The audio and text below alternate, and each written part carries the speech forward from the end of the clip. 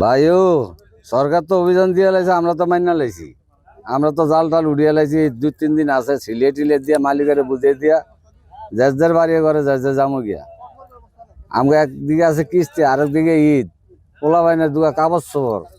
সরকারের 2 মাসের মধ্যে 4টি চাল দিব আমাকে 40 কেজি করে, 35 কেজি। এছাড়া আমাকে ভোট নেই। সরকার যদি আমাকে কিছু সহযোগিতা করে তবে যদি আমরা বাঁচতারি, এছাড়া উপায় নেই আমগো।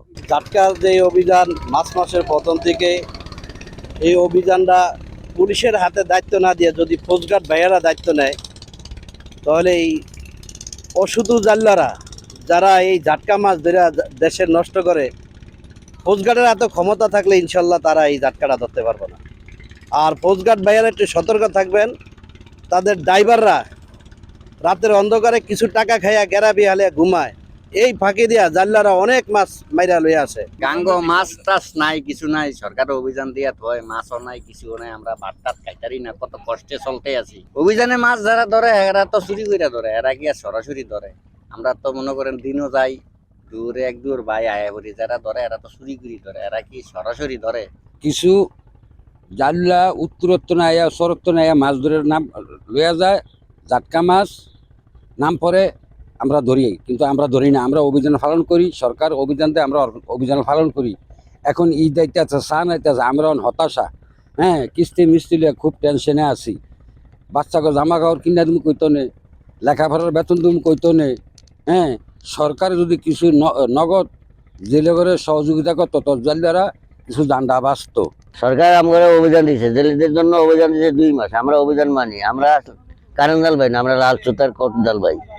আমরা অভিযান মানি যাতে আমরা চলতে পারি, মাছ বড় হয়।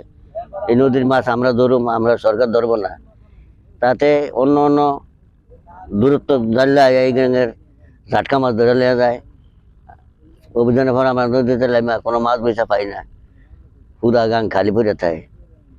হ্যাঁ, সরকার এই ব্যাপারে যদি প্রশাসন দিয়া বহুত কঠোর ব্যবস্থা নিত, জাটকা আহরণ বন্ধ করতে পারতো, তাতেও খুব উপকারী হইতো। এখানে 1 মার্চ থেকে 30 এপ্রিল পর্যন্ত কোনো মাছ ধরা যাবে না। জেলেরা যাতে জাল না ফেলতে পারে, কোনো মাছ না ধরতে পারে, এজন্য আমরা জেলা এবং উপজেলা টাস্ক ফোর্স কমিটির মাধ্যমে মোবাইল কোর্ট পরিচালনা এবং অভিযান পরিচালনা অব্যাহত থাকবে এবং 24 ঘন্টা পাহারার ব্যবস্থা থাকবে, যাতে জেলেরা জাল ফেলতে না পারে, কোনো ধরনের মাছ না ধরতে পারে। ফেব্রুয়ারি, মার্চ, এপ্রিল, মে সরকার প্রতিজন জেলেকে প্রতি মাসে 40 কেজি করে চাল আমরা ইতিমধ্যেই চালু করেছি। আর সাথে সাথে আমাদের ইলিশ সম্পদ উন্নয়ন এবং ব্যবস্থাপনা প্রকল্পের মাধ্যমে কিছু স্পেশাল আইটেম আমরা দিব। তো এই 2টা প্রণোদনার মাধ্যমে আশা করি জেলেরা নদীতে জাল ফেলা থেকে বিরত থাকবে।